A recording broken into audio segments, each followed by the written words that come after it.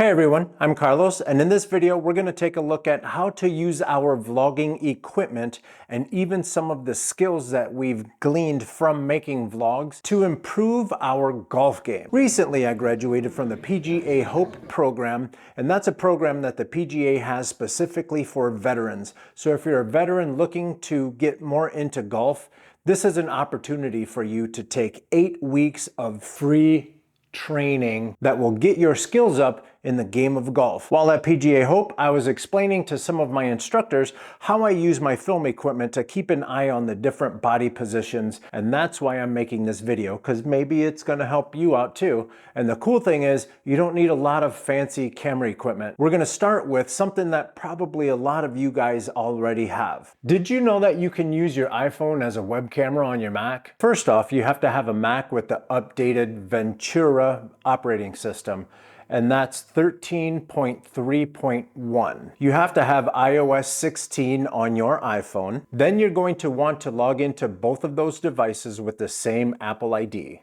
Make sure Wi-Fi and Bluetooth are both turned on. And the software that I use when I'm doing this stuff is a free app called Photo Booth that comes with your Mac.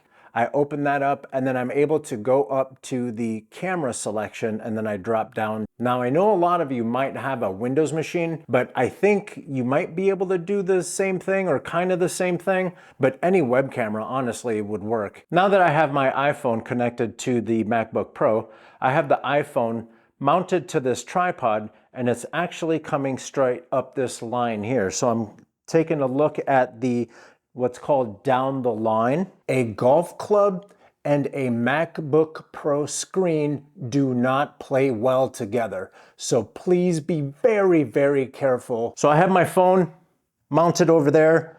Now I can look at the MacBook Pro screen and I can actually practice my setup and I can see what I'm doing and how my stance is working. So now if I'm too upright, I know that I can back up a little bit and come down and actually get into a proper position. And if you really wanted to get fancy, what you could do is pull up some YouTube videos of your favorite golfers and compare your swing with theirs. Okay, so we have our phone mounted, and I'm gonna keep the screen down here because I need to be able to focus on what I'm doing, but I don't want my head to lift because you're gonna be practicing the wrong thing. And I'm able to keep an eye on what's happening with the club. There's a lot of times some of us go out a little too far, and I can see because I have that line, the floor line right there, I can see that I'm going way too far out.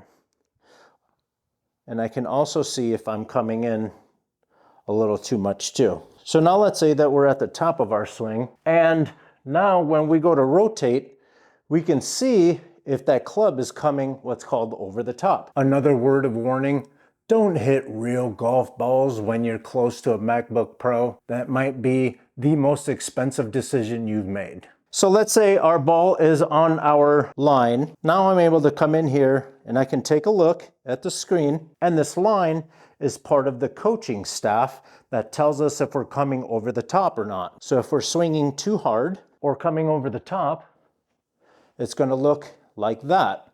And look how the head of the club is on that side of the line. We don't want that. We want the club to come down like so, and then we're hitting the ball like that. So that's setup number one. We took an iPhone and we set it up as a web camera for our MacBook Pro. This next setup might be a little more mobile, so you can use it in the garage or you can even take it out to the driving range with you. But what we're gonna do is connect the iPhone to an iPad. iPhones and iPads don't naturally connect together and use each other as web cameras or anything like that. So we're gonna use a third-party software. The one I use is called Filmic Pro. And when you take a look at Filmic Pro, you're gonna find out that they're gonna try to get you into a subscription model, but you can still use the free version, but there are some limitations. But for what we're gonna be using it for, it doesn't really matter to us. Filmic Pro has a supplemental app called Filmic Remote. So what I'm gonna do is launch Filmic Pro on my iPhone and launch Filmic Remote on the iPad. Let's take a look at how that looks. Okay, I'm gonna launch Filmic Remote. and it already sees Carlos Gomez's iPhone, so I'm going to click plus, and here's our scene. Same as the MacBook Pro, I'm going to set that down here. We have a little more flexibility as far as the angles go too. I could even take this off of the Magic keyboard and set that down flat. Please do not use real golf balls, and be very careful when you're using your golf clubs around an iPad.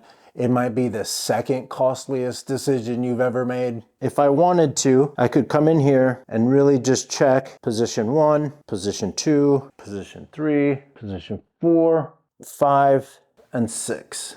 And if you wanted to, you can even open up a browser, floating window, or side by side right here and compare your swing to some of your favorite golfers. One of the benefits of using the Filmic Pro solution is that you can actually record your videos in slow motion. So go into the interface of Filmic Pro and make sure that the frame rate is bumped way up, 120, 240, whatever you can get away with. And for our last setup, we're going to take a look at how to connect our big camera to any of these devices so we can actually use this camera rather than just an iPhone.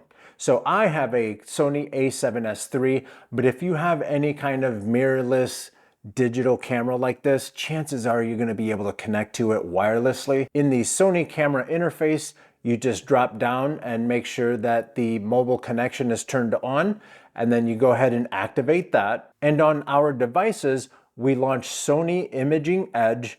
If you have a different brand camera, whatever that software would be, if you want to help us out, go ahead and leave it in the comments how you connect to your digital camera. Here we are in Imaging Edge, and I'm able to control the shutter speed, the aperture, the ISO. I can even hit the record button. And since the phone is so much smaller, I can actually put it closer to my feet. You have to be really careful when you're swinging a club or hitting golf balls with a phone right next to your feet. This may also be one of the most expensive decisions you've ever made. So the cool thing about doing it this way is your head is actually looking at the ball. I'm able to take my grip and I'm still able to keep my head down and look at the phone. And again, I'm seeing exactly what the camera sees. I'm seeing down here. Now from here, if I wanted to, I can reach down and hit that record button. Now I'm able to actually take a look, and not just in real time take a look at what I'm doing, but I'm able to record, and then that way I can go back and review. And again, because I'm shooting on a Sony, if I wanted to crank up the frame rate, I can boost that way up, and then I'm able to take a look at my golf swing and break it down and actually study what I'm doing in slow motion. Now let's talk about mounts.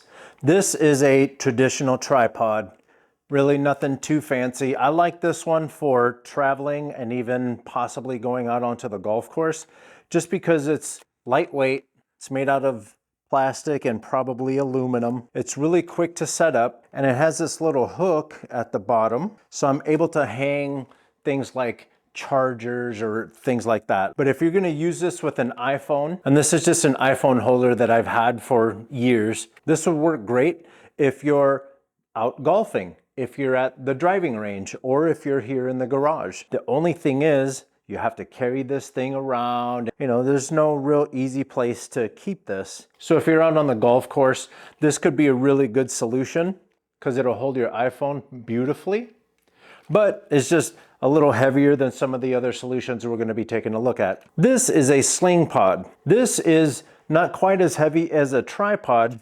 To set it up is just that easy.